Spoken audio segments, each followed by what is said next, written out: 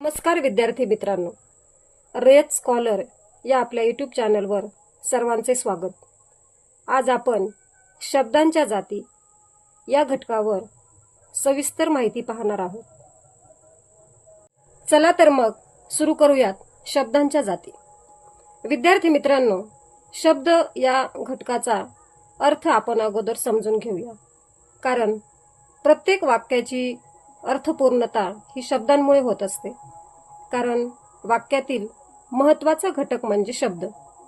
तर अर्थपूर्ण अक्षर समूहाला शब्द असे म्हणतात. उदाहरणार्थ माया, समयी, पाणी. वाक्यामध्ये येणाऱ्या प्रत्येक शब्दाला वेगळा अर्थ असतो. थोडक्यात सांगायचं तर त्या शब्दाची वाक्यातील भूमिका ही वेगवेगळ्या प्रकारची असते. हे आपण खालील उदाहरणांवरून समजून घेऊया. नंबर 1, मोर भारताचा राष्ट्रीय पक्षी आहे. कुत्रा प्रामाणिक आहे. 3 नंबर, ती छान गाते. 4 नंबर, पक्षी झाडावर बसले. आणि 5 नंबर, कासव हळूहळू चालते. या 5ही वाक्यामध्ये अंडरलाईन केलेले जे शब्द आहेत, मोर, प्रामाणिक, ती, झाडावर, हळूहळू, या प्रत्येक शब्दांचा अर्थ किंवा त्याचं त्या वाक्यातील कार्य हे वेगवेगळ्या प्रकारचं आहे. मोर, प्रामाणिक, ती, वर, हळूहळू या शब्दांचं कार्य आपण पाहिलं की प्रत्येक वाक्यामध्ये ते वेगळं आहे. यानुसार या शब्दांचे जे प्रकार पडतात त्यालाच आपण शब्दांच्या जाती असे म्हणतो. शब्दांच्या एकूण 8 जाती आहेत. त्यांची 2 गटात विभागणी केली जाते. पहिली जात, जिला आपण विकारी किंवा सव्यय असे म्हणतो.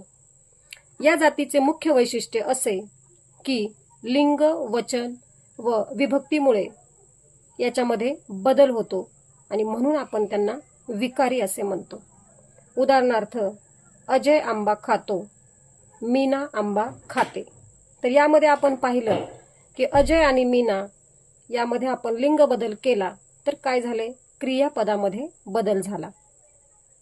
त्याचप्रमाणे तो आंबा खातो, ते आंबे खातात. यामध्ये आपण वचन बदल केला, आंबा, आंबे, यानुसार सुद्धा क्रियापद बदलले. याचाच अर्थ असा होतो की लिंग, वचन व विभक्तीनुसार क्रियापद बदलते किंवा वाक्याचा अर्थ बदलतो, शब्दांचा अर्थ बदलतो. त्यालाच विकारी शब्द असे म्हणतात. त्यानंतर शब्दांच्या जातीचा दुसरा प्रकार आहे तो म्हणजे अविकारी. त्यालाच आपण अव्यय असे म्हणतो. याचं वैशिष्ट्य म्हणजे लिंग, वचन, विभक्तीमुळे बदल होत नाहीत, म्हणून आपण त्यांना अविकारी असे म्हणतो. उदाहरणार्थ आणि, किंवा, कारण, वा, छान, हळू, पण हे जे शब्द आहेत यांच्यामध्ये कोणत्याही प्रकारचा बदल होत नाही. मग आता आपण विकारी किंवा त्यालाच आपण सव्यय असं म्हटलो आणि अविकारी म्हणजेच अव्यय, तर या 2 शब्दांच्या जातीमध्ये कोणत्या जाती मोडतात त्यांचा अभ्यास करूया. विकारी म्हणजे सव्यय, यामध्ये नाम, सर्वनाम, विशेषण व क्रियापद हे 4 प्रकार मोडतात. तसेच अविकारी, त्यामध्ये शब्दयोगी अव्यय, उभयान्वयी अव्यय, क्रियाविशेषण अव्यय आणि केवल प्रयोगी अव्यय. तर अशा एकूण शब्दांच्या 8 जाती आहेत. या 8 जातीमध्ये वाक्यामधील प्रत्येक शब्दांचा अर्थ असतो किंवा या 8 जातीमध्ये त्याचं वर्गीकरण होत असतं. तर आज आपण विकारी जातीतील नाम या घटकाविषयी अधिक व सविस्तर माहिती जाणून घेऊया. खालील उदाहरणावरून आपण नाम म्हणजे काय हे समजून घेऊया. पहिले उदाहरण आहे मनीषा गोष्ट ऐकते. दुसरे उदाहरण आहे राजू अभ्यास करतो.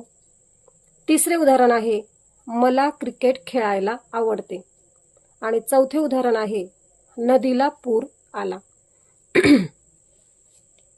वर दिलेल्या वाक्यातील उदाहरणावरून आपल्या लक्षात येतंय की मनीषा, राजू, क्रिकेट, नदीला, पूर हे शब्द वाचले की आपल्या डोळ्यासमोर त्या व्यक्ती, वस्तू, ठिकाणे किंवा पदार्थ उभे राहतात. म्हणजेच प्रत्यक्षात असणाऱ्या किंवा कल्पनेने जाणलेल्या वस्तूंना, त्याच्या गुणधर्मांना जी नावे दिली जातात त्यांना नाम असे म्हणतात.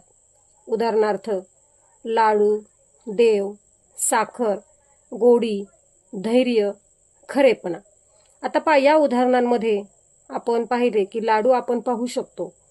देव जरी पाहू शकत नसलो तरी मूर्तीच्या स्वरूपामध्ये आपण देवाला पाहतो. याशिवाय साखरही पाहू शकतो.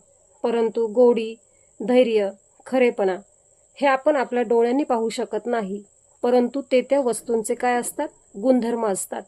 म्हणून त्यांचा उल्लेख सुद्धा नामामध्ये केला जातो. यानंतर आपण नामांचे प्रकार पाहूया. नामांचे एकूण 3 प्रकार आहेत. पहिला सामान्य नाम, दुसरा विशेष नाम आणि तिसरा भाववाचक नाम.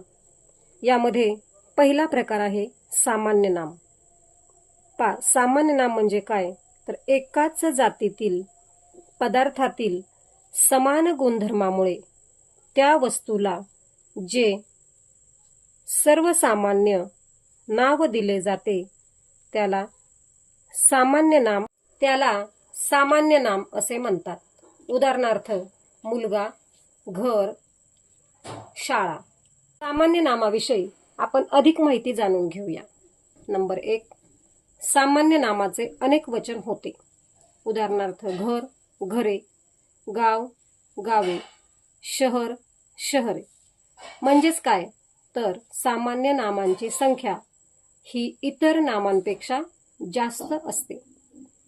दुसरा महत्त्वाचा पॉइंट आहे, सामान्य नामांना विभक्ती, लिंग, वचनाचे प्रत्यय लावून त्याचे सामान्य रूपही होते.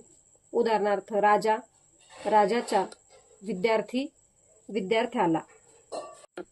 सामान्य नामाचे 2 प्रकार आहेत. पहिला प्रकार आहे पदार्थवाचक नाम व दुसरा प्रकार आहे समूहवाचक नाम. त्यातील आपण पहिल्या प्रकाराची माहिती पाहू. पदार्थवाचक नाम.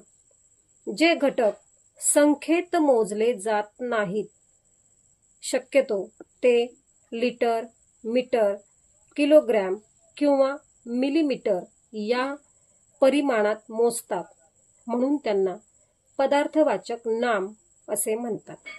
उदाहरणार्थ तांबे, कापड, पाणी, सोने, माती, शेंगदाणे, ज्वारी व गहू. याचं वैशिष्ट्य म्हणजे पदार्थवाचक नामांचे अनेक वचन होत नाही. यानंतर सामान्य नामाचा दुसरा प्रकार आहे समूहवाचक नाम. समान गुणधर्म असणाऱ्या अनेक घटकांचा एकत्रित समूह म्हणजे समूहवाचक नाम होय.